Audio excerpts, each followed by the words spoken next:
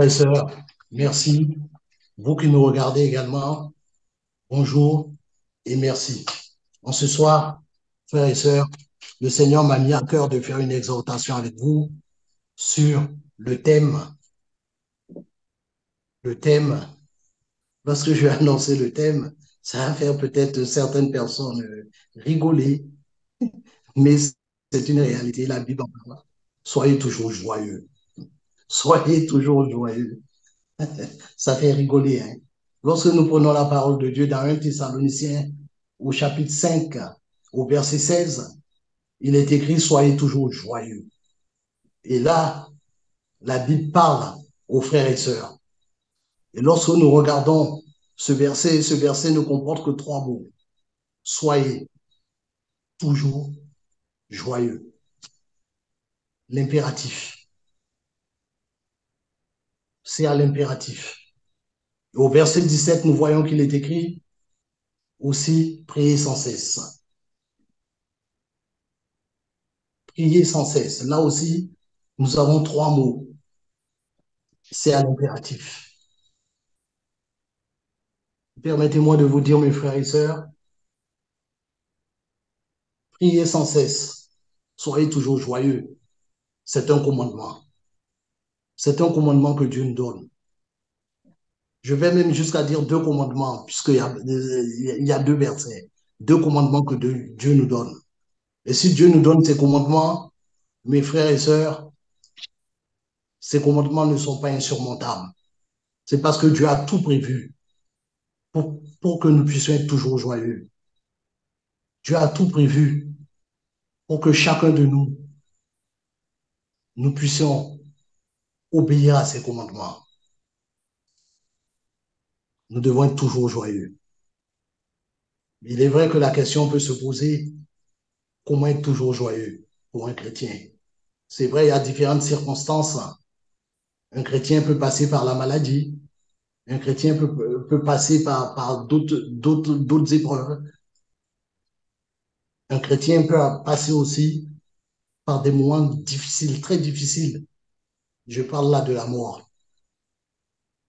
Et la Bible nous dit, soyez toujours joyeux. Mais qu'est-ce que Dieu veut dire par là? Soyez toujours joyeux. On doit se demander pourquoi Dieu dit ça, soyez toujours joyeux. C'est Dieu qui a créé le monde. Il sait que toutes ces choses-là existent. C'est Dieu qui nous a créés. Et Dieu nous donne ce commandement. Soyez toujours joyeux. Priez sans cesse. Oh, mes bien-aimés, permettez-moi de vous dire que c'est un très beau commandement. Parce que quand vous voyez une sœur, vous voyez un frère, joyeux, joyeuse, avec le sourire, eh bien, qu'est-ce que vous faites? Vous vous souriez. Même si vous avez de l'amertume dans l'âme, vous souriez. Vous souriez. Vous êtes obligé de sourire. Parce que le sourire du frère ou le sourire de la sœur, automatiquement vous amène à sourire. Que c'est beau. Que c'est beau d'être en Jésus.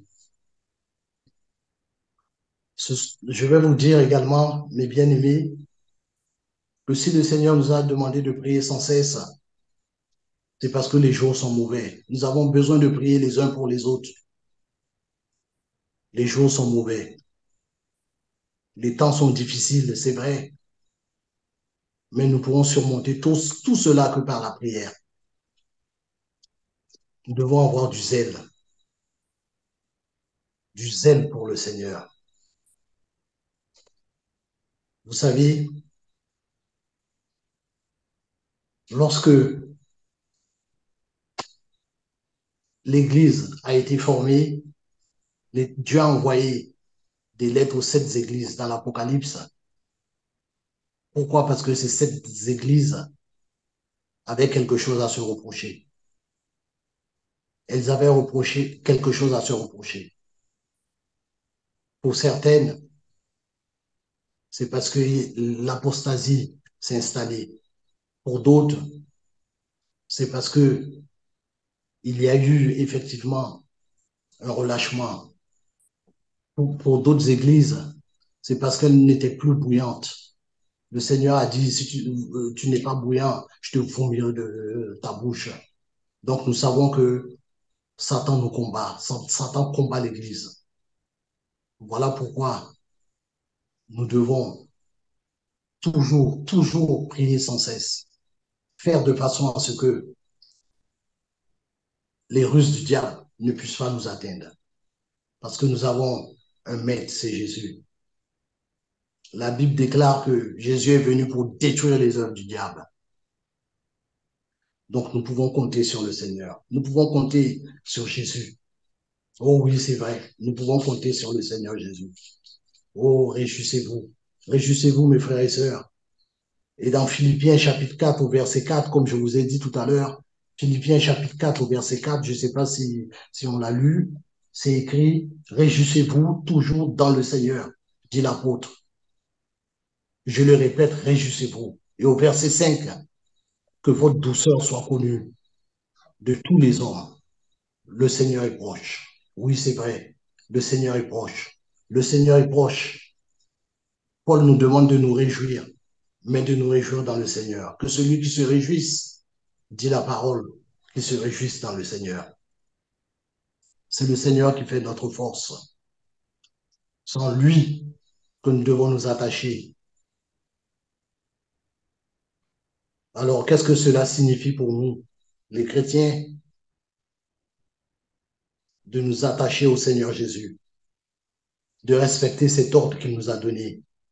Nous ne pouvons pas dire que nous ne pouvons pas le respecter. Oui, nous pouvons le respecter.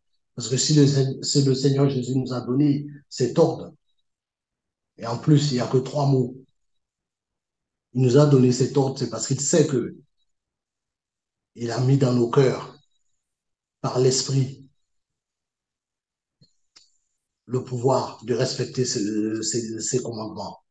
Priez sans cesse et réjouissez-vous dans le Seigneur. Vous savez, mes bien-aimés, une chose, c'est que la joie est une caractéristique fondamentale dans la vie d'un enfant de Dieu. Et si vous remontez un petit peu dans le livre des Galates, au chapitre 5, au verset 22, dans les fruits de l'esprit, figure la joie. La joie est un fruit de l'esprit. Donc nous devons porter de bons fruits. Parce que le Seigneur Jésus a dit, on reconnaît un arbre à ses fruits. On reconnaît un arbre à ses fruits. La joie fait partie des fruits de l'esprit. Nous devons être toujours joyeux.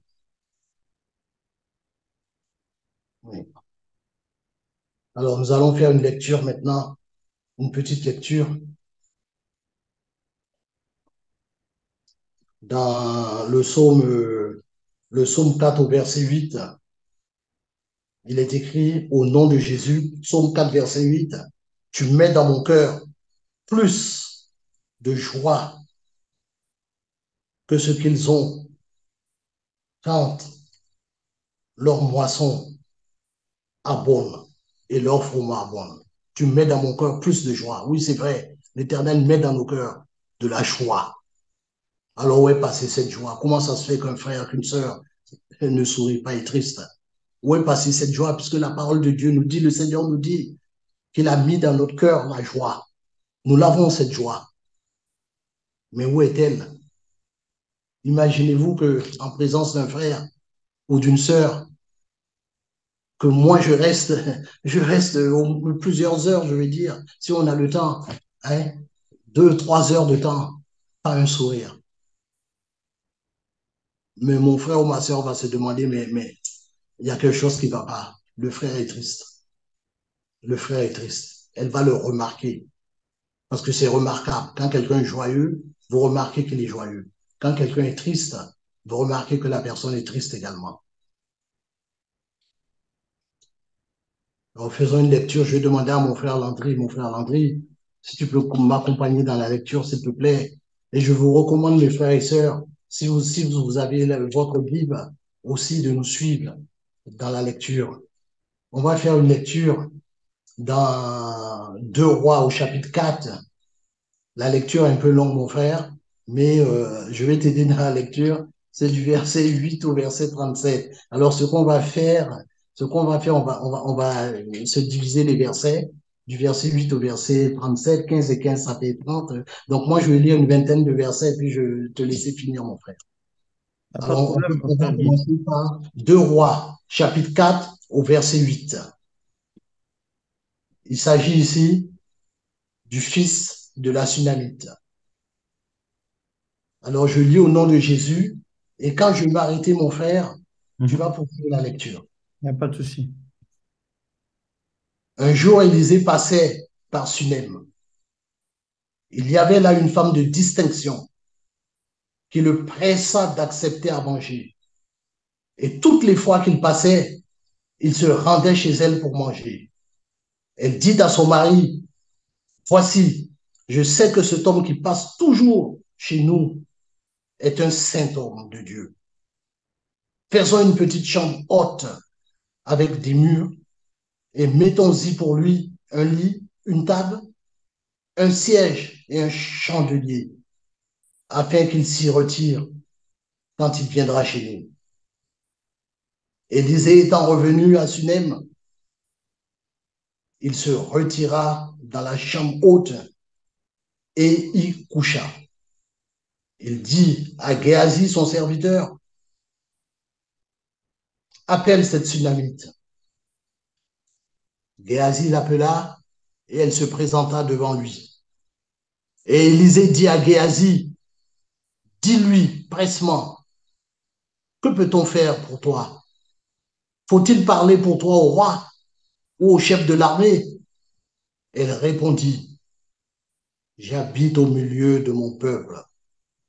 Et il dit, que faire pour elle? Géasi répondit, mais elle n'a point de fils. Et son mari est vieux. Et il dit, appelle-la. Géasi l'appela et elle se présenta à la porte. Élisée lui dit, à cette même époque, l'année prochaine, tu embrasseras un fils. Et elle dit, non, mon Seigneur, homme de Dieu, ne trompe pas ta servante. Cette femme devint enceinte et elle enfanta un fils à la même époque. L'année suivante, comme Élisée lui avait dit, l'enfant grandit. Et un jour qu'il était allé trouver son père vers les moissonneurs, le père dit à son serviteur, porte-le à sa mère. Le serviteur l'emporta et l'amena à sa mère. Et l'enfant resta sur les genoux de sa mère jusqu'à midi. Puis il mourut. Elle monta, le coucha sur le lit de l'homme de Dieu, ferma la porte sur lui et sortit. Amen. Voilà. Amen. Donc, je prends à partir du verset 22. Elle appela son mari et dit, envoie-moi, je te prie, un des serviteurs et une des ânesses. Je veux aller en hâte vers l'homme de Dieu et je reviendrai.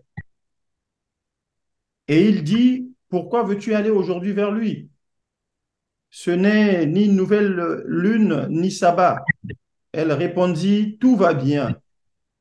Puis elle fit seller l'ânesse et dit à son serviteur, mais mène et pars, ne m'arrête pas en route sans que je te le dise. Elle partit donc et se rendit vers l'homme de Dieu sur la montagne du Carmel. L'homme de Dieu, l'ayant aperçu de loin, dit à Géasi, son serviteur, voici cette Sunamite. Maintenant cours donc à sa rencontre et dis-lui, te portes-tu bien? Ton mari et ton enfant se portent-ils bien? Elle répondit, bien. Et dès qu'elle fut arrivée auprès de l'homme de Dieu sur la montagne, elle embrassa ses pieds. Géasi s'approcha pour la repousser, mais l'homme de Dieu dit, laisse-la, car son âme est dans l'amertume, et l'Éternel me l'a cachée et ne me l'a point fait connaître. Alors elle dit, ai-je demandé un fils à mon Seigneur? N'ai-je pas dit, ne me trompe pas? Et Élisée dit à Géasi, saint terrain, prends mon bâton dans ta main et pars. Si tu rencontres quelqu'un, ne le salue pas. Et si quelqu'un te salue, ne lui réponds pas. Tu mettras mon bâton sur le visage de l'enfant. La mère de l'enfant dit, l'Éternel est vivant et ton âme est vivante. Je ne te quitterai point. Et il se leva et la suivit. Géasi les avait dévancés et il avait mis le bâton sur le visage de l'enfant. Mais il n'y eut ni voix ni signe d'attention. Il s'en retourna à la rencontre d'Élisée et lui rapporta la chose en disant, l'enfant ne s'est pas réveillé. Lorsque Élisée arriva dans la maison, voici l'enfant était mort, couché sur son lit. Élisée entra et ferma la porte sur eux deux. Et il pria l'Éternel. Il monta et se coucha sur l'enfant. Il mit sa bouche sur sa bouche, ses yeux sur ses yeux, ses mains sur ses mains, et il s'étendit sur lui. Et la chair de l'enfant se réchauffa. Élisée s'éloigna, alla çà et là par la maison, puis remonta et s'étendit sur l'enfant. Et l'enfant éternua 7 fois, et il ouvrit les yeux. Élisée appela Géasi et dit, appelle cette Sunamite. Géasi l'appela, et elle vint vers Élisée qui dit, prends ton fils. Elle alla se jeter à ses pieds et se prosterna contre terre. Et elle prit son fils et sortit. Élisée revint à Gilgal, et il y avait une famine dans le pays. Comme les fils des prophètes étaient assis devant lui, il dit à son serviteur, mets le grand pot et fais cuire un potage pour les fils des prophètes. L'un d'eux sortit dans les champs pour cueillir des herbes. Il trouva de la vigne sauvage et il y cueillit des coloquintes sauvages, plein son vêtement. Quand il rentra, il les coupa en morceaux dans le pot où était le potage, car on ne les connaissait pas. On servit à manger à ces hommes, mais dès qu'ils eurent mangé du potage, ils s'écrièrent, la mort est dans le pot, homme de Dieu. Et ils ne purent manger. Élisée dit, prenez de la farine, et il en jeta dans le pot et dit, sers à ces gens et qu'ils mangent, et il n'y aura plus rien de mauvais dans le pot. Tu peux t'arrêter là, mon frère, hein? Parce qu'il fallait que tu Mais t'arrêtes au verset 37, mais c'est pas grave. Le récit nous montre une jeune femme. Cette femme, c'était une femme de distinction. Elle avait un bon caractère. Elle avait de l'amour dans son cœur. Elle a exercé de l'hospitalité pour un homme de Dieu. Elle voyait cet homme de Dieu qui venait. Elle s'est dit, on va aménager une petite pièce pour lui. Bien sûr, avec l'accord de son mari. Et c'est ce qu'elle a fait. Et l'homme de Dieu, quand il passait par là, eh bien, il se retirait dans cette pierre, dans cette pièce, pardon. Ça lui permettait de prier, ça lui permettait de s'adresser à Dieu. Et à un certain moment, pour remercier cette femme, qu'est-ce que l'homme de Dieu fait? L'homme de Dieu lui dit, que veux-tu que l'on fasse pour toi? Est-ce qu'on va parler au roi ou au chef de l'armée? Parce qu'à cette époque-là, c'était les deux personnalités qui étaient les plus considérés dans le pays. Mais Géasi a eu le discernement. Il a dit à Élisée, elle n'a pas de fils. Alors Élisée, tout de suite, il a reçu de Dieu ce qu'il lui a dit. L'année prochaine, à la même époque, lorsque je passerai tu auras un fils. Et les choses se sont passées ainsi. L'enfant a grandi et voilà que cet enfant tombe malade. Il va vers son père, totale indifférence. Qu'est-ce que son père fait? Il demande à l'un de ses serviteurs de raccompagner l'enfant auprès de sa mère. L'enfant est souffrant, il a mal à la tête. Il dit à son père, j'ai mal à la tête. Mais son père croyait peut-être que en donnant un cachet d'aspirine, c'est pas dit dans le texte, mais peut-être qu'en donnant un cachet d'aspirine, les maux de tête allaient passer. Mais vous savez que des fois, il y a des maladies comme la mucosidose, eh bien, qui sont des maladies foudroyantes. Ça tue les enfants. Cette femme, qu'est-ce qu'elle a fait? Elle n'a rien dit. Soumission totale. Elle a pris son enfant, elle aimait son fils. Le récit ne le dit pas, mais quand on regarde bien, le récit dit simplement que cet homme était vieux. Donc, il n'était plus en âge de concevoir. Et cette femme, si on lit bien, on va se rendre compte que c'est pas qu'elle était stérile, non, elle a eu des enfants. Mais probablement, les enfants qu'elle avait, chaque fois qu'elle avait, elle perdait ses enfants. Mais cette fois-ci, Dieu l'a bénie. Elle a eu un fils. Elle a vu cet enfant grandir. Et au dernier moment, quand l'enfant était malade, l'enfant était sur ses genoux, elle n'a jamais imaginé le pire. Parce qu'aucun parent ne peut imaginer le pire pour son enfant. Mais vous savez, quand vous avez une bénédiction qui vient de Dieu, vous êtes combattu par le diable. Le diable a donné une maladie à cet enfant, automatiquement, Dieu a permis que l'enfant meure, l'enfant est mort. Mais cette femme-là, qu'est-ce qu'elle a fait? Son mari l'a envoyé l'enfant. Elle n'a rien dit à son mari. Son mari est rentré, au lieu de demander des nouvelles de l'enfant, en tant que père, c'est sa responsabilité de demander des nouvelles de son enfant. Non, il ne demande pas des nouvelles de son enfant. Alors là, cette femme, qu'est-ce qu'elle lui dit? Eh bien, je vais partir à la rencontre de l'homme de Dieu. Ce n'est ni jour de nouvelle lune, ni sabbat. Pourquoi veux-tu partir à la rencontre de l'homme de Dieu? Mais cette femme, elle avait les yeux fixés sur le Seigneur. Elle voulait partir à la montagne, le mont Carmel. C'est là que se trouvait le miracle. C'est là que se trouvait Dieu sur la montagne. C'est là qu'était Élisée. Élisée, c'était la représentation du Seigneur Jésus.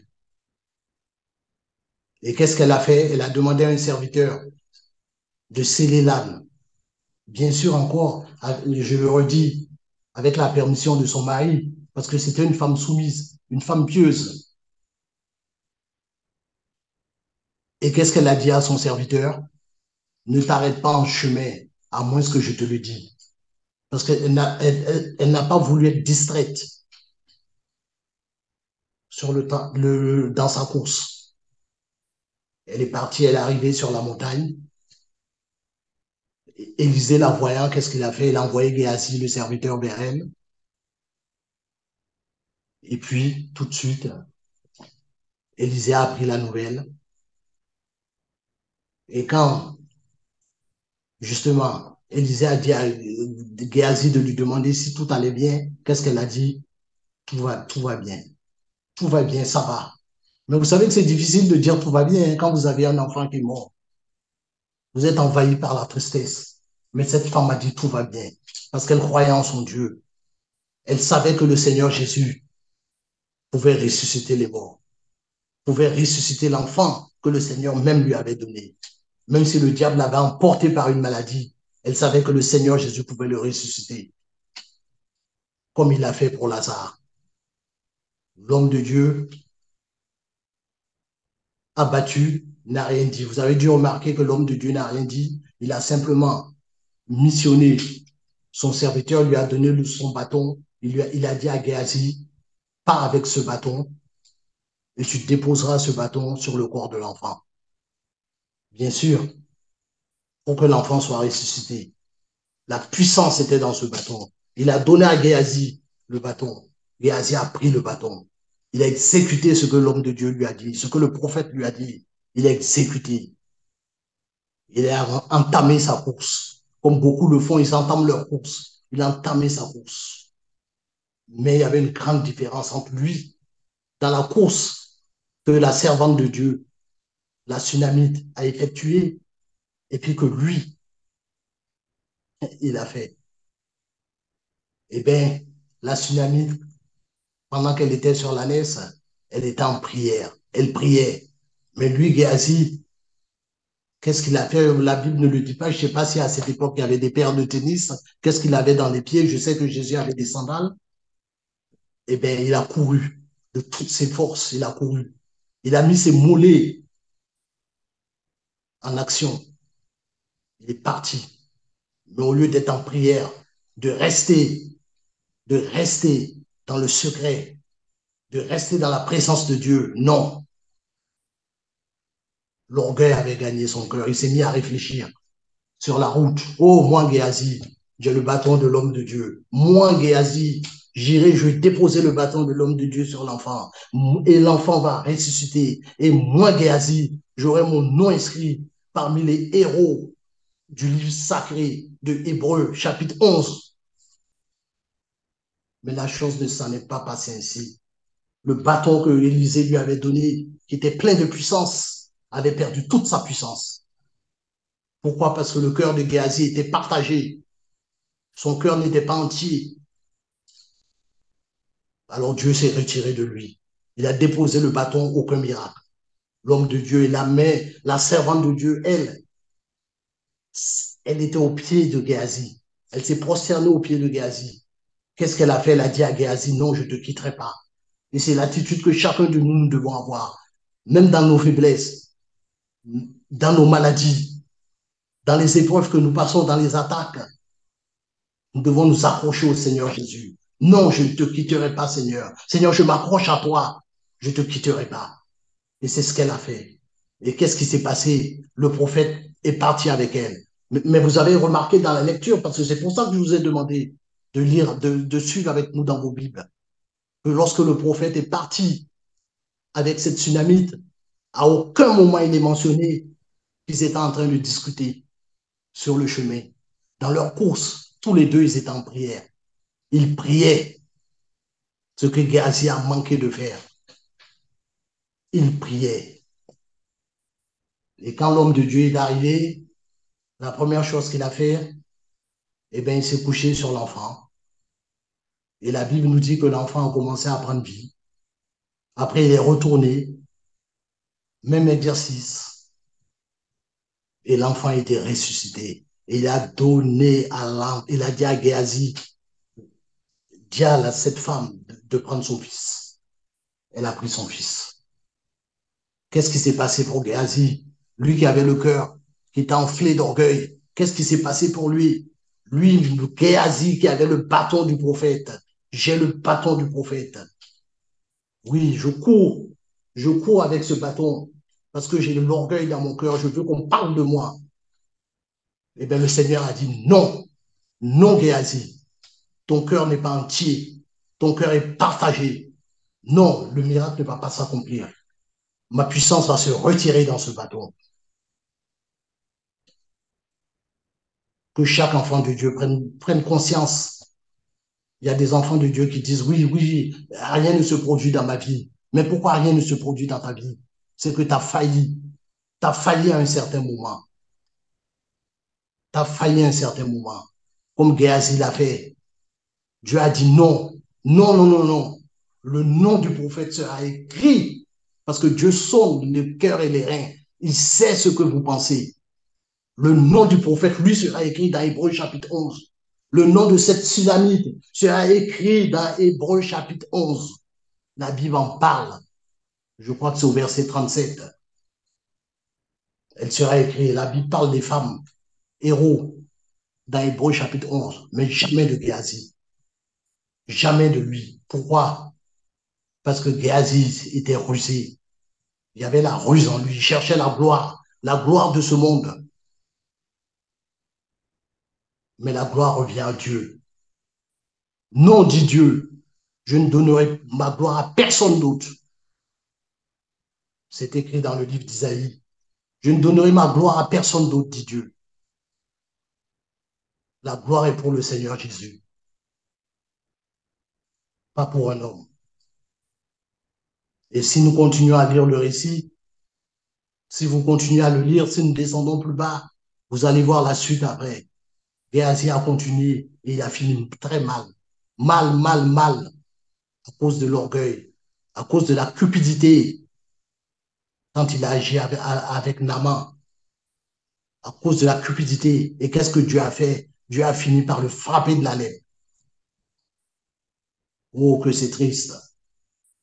Mais bien aimé, ce que nous devons faire, c'est que nous devons regarder sur la montagne du Carmel, là où se trouve l'homme de Dieu, Élisée.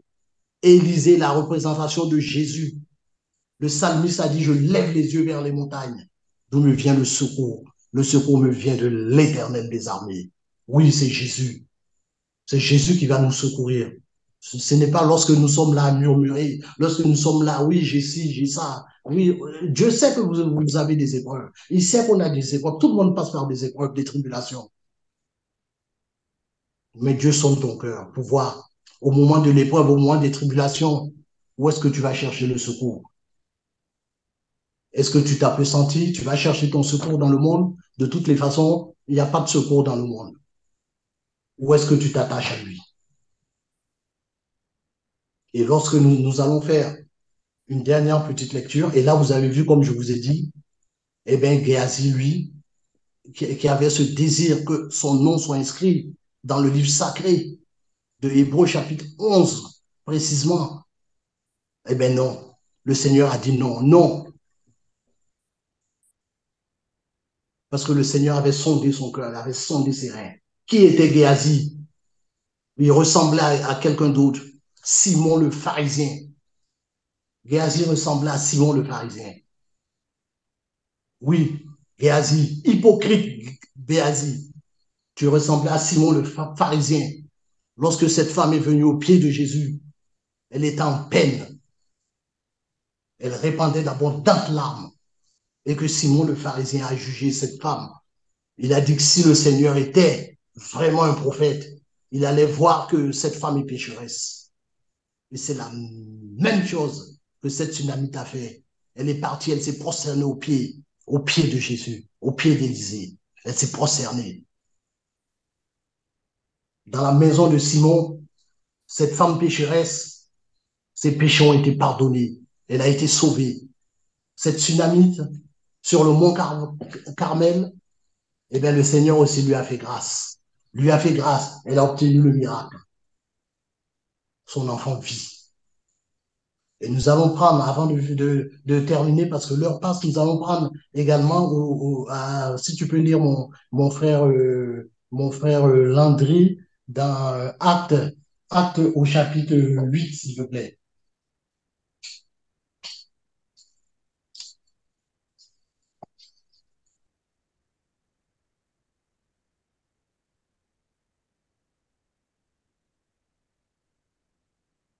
Acte 8, frère Guy, quel verset?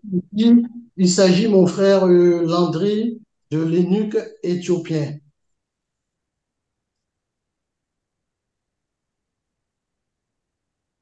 Que je commence à partir du verset 26 alors. Et tu commences à partir oui, oui, du verset D'accord. où Philippe l'a baptisé, et à la fin du il est reparti tout joyeux. Voilà, tu lis juste ce verset, mon frère, s'il te Hmm. plaît.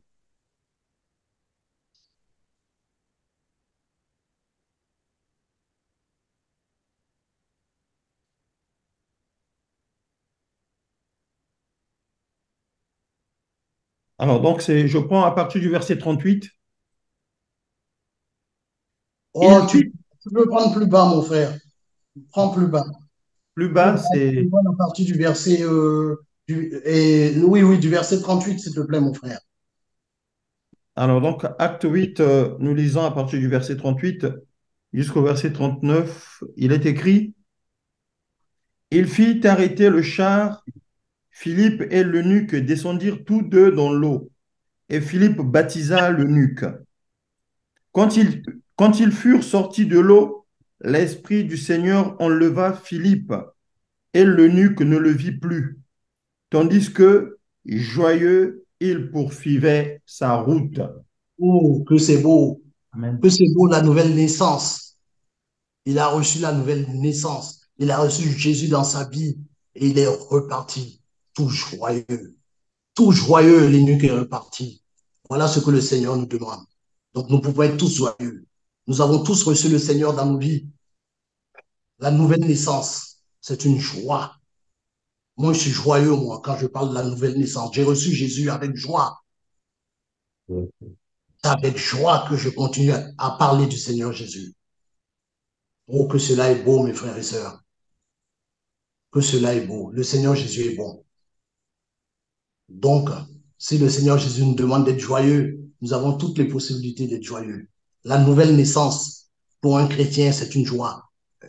Et si je vous dis, mes frères et sœurs, que les hommes les plus joyeux du monde, ce sont les chrétiens. Pourquoi? Eh bien, parce qu'ils ont reçu Jésus dans leur cœur. Comme cet eunuque, ils sont joyeux. Alors que Dieu vous bénisse, mes frères et sœurs. Nous allons nous arrêter là. Je vais prier. Seigneur Jésus, que ton nom soit béni, mon Seigneur, mon Dieu. Je te remercie pour ton amour. Je te remercie, Seigneur Jésus, pour ta grâce, Seigneur, ce soir. Oh Jésus, tu as permis, Seigneur Jésus, que nous puissions entendre, Seigneur Jésus, tes paroles. Tes paroles sont esprit et vie, Seigneur. Oh Jésus, merci, Seigneur Jésus, oh mon Dieu. Permets, Seigneur, que mon frère, ma sœur, Seigneur, que nous soyons toujours joyeux, Seigneur. Parce que, Seigneur Jésus, là, quand nous manifestons, Seigneur Jésus, la joie, oh Jésus, le frère, la sœur qui est en face de nous, même notre prochain, Seigneur Jésus, au travers, Seigneur Jésus, de cette joie, ils voient en nous un sourire. Et le sourire que mon frère, ma sœur ou le prochain voit, c'est le sourire de Dieu. C'est le sourire du Seigneur Jésus. C'est la nouvelle naissance. C'est toi qui viens en nous, Seigneur Jésus. Et c'est toi qui nous donnes la joie. Alors, en ce soir, Seigneur Jésus, merci de bénir, oh mon Dieu, chacun d'entre nous. Merci, Seigneur Jésus, de permettre, Seigneur, que nous continuions, Seigneur Jésus, oh mon Dieu, comme tu l'as dit dans ta parole, à être obéissants à tes commandements, Seigneur. Merci que nous puissions, Seigneur, comme tu l'as dit dans ta parole, Seigneur, oh mon Dieu, à prier sans cesse, Seigneur. Parce que, Seigneur, pour que nous puissions avoir une attitude, Seigneur, digne, Seigneur Jésus, d'être un enfant de Dieu, comme cette femme tsunamite, comme, Seigneur Jésus, oh mon Dieu, cet unique Éthiopien, Seigneur, oh mon Dieu, qui avait été baptisé. Il est reparti joyeux. Oh, béni soit ton Seigneur. Au nom de Jésus, j'ai prié. Amen.